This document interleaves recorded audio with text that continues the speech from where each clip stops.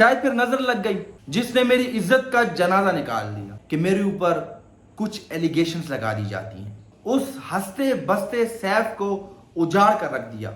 अल्हम्दुलिल्लाह आज मैं मल्टी मिलियनर हूँ, लेकिन मैं आपके साथ अपनी ज़िंदगी का एक ऐसा हिस्सा शेयर करने वाला हूँ जो एक सक्सेसफुल स्टोरी नहीं है, लेकिन एक ऐसी स्टोरी है जब मेरे ऊपर सारे दरवाजे बंद हो गए, फिर अल्लाह ने मेरे को एक ऐसा रास्ता दिखाया। किस तरह मेरी लाइफ चेंज हुई, कैसे वो बुरा पॉइंट मेरे लिए टर्निंग पॉइंट बना, कैसे मेरी वो फेलियर स्टोरी सक्सेस स्टोरी बनी। लेकिन सक्सेस स्टोरी मैं नहीं बताऊंगा, मैं आपको अपनी फेलियर स्टोरी बताने जा रहा हूँ। मज़ीद वीडियो में जाने से पहले इस वीडियो को लाइक कीजिए और शेयर कीजिए। एक वक्त था, यानी 2018 का वक्त था, जब मैं बहुत वायरल जा रहा था। हर तरफ एक नाम था सैफ खान खट्टर। यूट्यूब की बात हो, चैनल बाय एंड सेल की बात हो, सर्विसेज सेल करने की बात हो, अल्हम्दुलिल्लाह मेरा नाम था। शायद फिर नजर लग गई, नजर भी ऐसी कि जिसने मुझे हिला के रख दिया, जिसने मेरी जिंदगी, एक खूबसूरत जिंदगी को हिला के रख दिया, जिसने मेरी इज्जत का जनाजा निकाल दिया। उस हंसते बसते सैफ को उजाड़ कर रख दिया। वो पॉइंट था जिसमें मैंने नमाज में लिटरली, मैं आज भी याद करता हूं तो मुझे रोना आता है। लेकिन अल्लाह ताला ऐसे वाकयात और ऐसे इम्तहानात इंसान पर लाता है ताकि इंसान सीखे, ताकि इंसान को एक्सपीरियंस हो। अगर ये नहीं आएंगे तो इंसान सीखेगा कैसे। जब मेरा नाम था हर तरफ, होता यह है कि मेरे ऊपर कुछ एलिगेशंस लगा दी जाती हैं जो यकीनन झूठी थी। कुछ लोगों ने खुद को बचाने के लिए मुझ पर एलिगेशंस लगाई जो बाद में तो गलत साबित हो गई, लेकिन उस वक्त मेरे लिए बहुत ही दर्दनाक टाइम था। मैं आज भी उन लोगों को जानता हूं जिन्होंने मेरे पीछे आवाज़ें कसी, लेकिन आज वो मुझसे हेल्प मांगते हैं। वो वक्त था जब मेरे YouTube चैनल्स बंद हो गए सारे के सारे। ये वो चैनल था जब बाय एंड सेल मेरे हाथ से निकल चुका था। ये वो वक्त था जो मेरा चैनल था वो हैक हो चुका था। ये वो वक्त था जब मेरे पास 1 रुपया नहीं बचा था। ये वो वक्त था जब मेरे पास मोबाइल लेने के लिए 20,000 रुपए भी नहीं थे।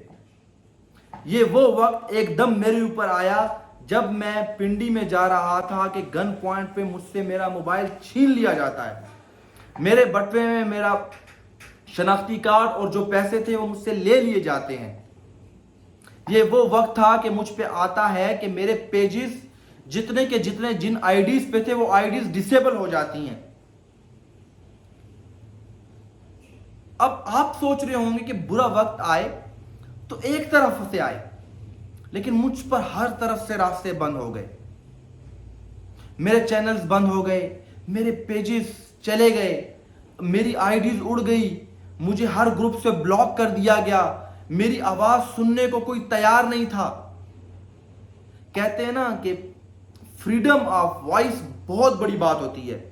एक बात याद रखें, एक इज्जतदार बंदे के लिए सबसे बड़ी बुरी बात यह होती है जब उस पर एलिगेशंस लगाई जाती हैं। कहते हैं इज्जत बनाने में सालों लग जाते हैं और उजड़ने में वक्त भी नहीं लगता। तो इंसान क्या करता? खुदकुशी के अलावा कोई उसके पास सॉल्यूशन नहीं होता। तो मेरे साथ भी ऐसा ही हुआ। मैंने एक बंदे से चैनल लिया था कि मैं आपके लिए सेल करवाता हूँ। वो मेरे से किसी ने स्कैम कर लिया था ना, तो मैंने था ना, वो भी मेरे ऊपर बर्डन था। जब उस बंदे ने देखा कि भाई इसके तो हालात और भी टाइट हो गए हैं, तो उसने मुझ पर और जोर डालना शुरू कर दिया और मुझे धमकियां तक देना शुरू कर दी। जब लोगों ने देखा कि सैफ अब वो सैफ नहीं रहा, मेरे दोस्तों ने देखा कि सैफ तो वो सैफ नहीं रहा, तो उन्होंने साथ देना छोड़ दिया। यकीनन ये सख्त वक्त होता है, बहुत सख्त वक्त था। 2018 था मेरे लिए, मैं कभी नहीं भूलूंगा इस वक्त को।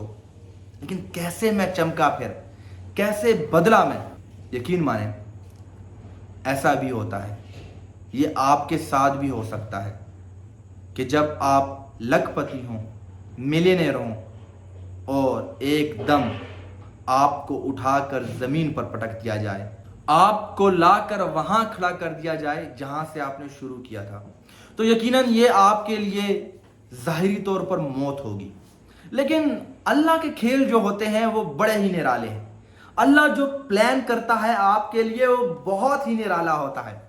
آج جو مجھے آپ دیکھ رہے ہیں، میرے پیچھے یہ سلور 3-4 سلور پلے بٹن ہیں، ایک گولڈ پلے بٹن ہے، یہ اتنے ایوارڈ ہیں جس میں سے ٹاپ یوٹیوبر ایوارڈز ہیں. ٹھیک ہے، مجھے KPK حکومت کی طرف سے ایوارڈز ملے ہیں، یہ اس کے بعد ملے ہیں. یہ کامیابیاں اس کے بعد کی ہیں. اگر یہ مجھ پہ نہیں آتا تو میں نہ سیکھتا کہ بھائی گرنے کے بعد اٹھنا کیسے ہے. اگر یہ نہ آتا تو مجھے پتہ نہ چلتا کہ بھائی میں کتنا نیچے ہوں، ابھی میں نے لڑنا کیسے ہے. میں اس کے بعد اور محنت نہ کرتا، میں زیادہ نہ سیکھتا، میں جو وہ لک کے ذریعے آگے آیا تھا اسی پر ٹھہرتا. لیکن اللہ نے مجھے پھر اچھالا. ہوتا کیا ہے کہ میں کچھ دوست مجھے لے کر کہتے ہیں یار سیف تو بہت پریشان ہے، اور مجھے ہاتھ پکڑتے ہیں اور مجھے اللہ کی راہ میں 3 دن کے لیے لے جاتے ہیں. اب یقین کریں کہ یہ ویسے آپ مانیں گے کہ جب اللہ کا ذکر ہے اس میں سکون ہے. ہوتا یہ ہے کہ مسجد میں تھا، ذکر تھا، سکون تھا، ایک دلی اطمینان سا تھا مجھے جو اس سے پہلے نہیں تھا. میں نماز میں کھڑا ہوتا تھا، میرے دماغ میں آتا تھا کہ یار میرے اوپر ٹینشنز ہیں.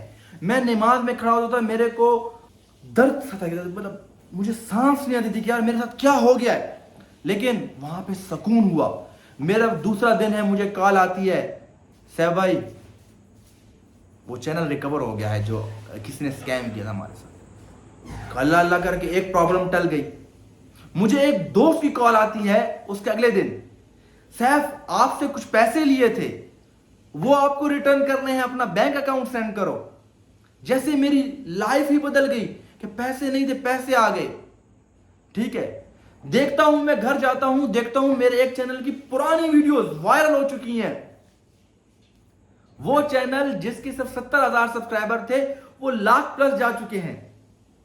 وہاں سے پھر میں ایک شخص سے ملا، سب کچھ چینج. آج میں ایک ڈیفرنٹ بندہ ہوں. انشاءاللہ میں آپ کو اپنی سٹارٹ سے پوری سکسس سٹوری بھی سناؤں گا. لیکن یہ ایک برا وقت تھا جو میں نے سنایا، اور میں نے بتایا بھی کہ برے وقت کے بعد اللہ نے مجھے کیسے بدلا. تو یقیناً اللہ کے ذکر میں کامیابی ہے، اس کے بعد ناکامی کے بعد کامیابی بھی ہے. یہ بھی آپ نے یاد رکھنا ہے. آپ نے ہار نہیں ماننی. جہاں پہ آپ ہار مان گئے وہاں پہ آپ ہار گئے.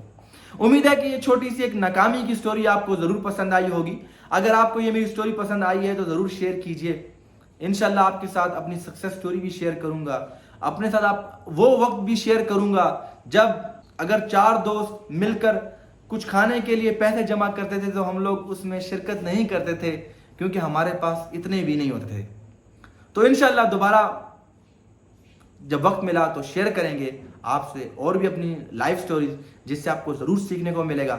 ملتے ہیں دوبارہ، تب تک کے لیے خدا حافظ، اللہ حافظ، السلام علیکم.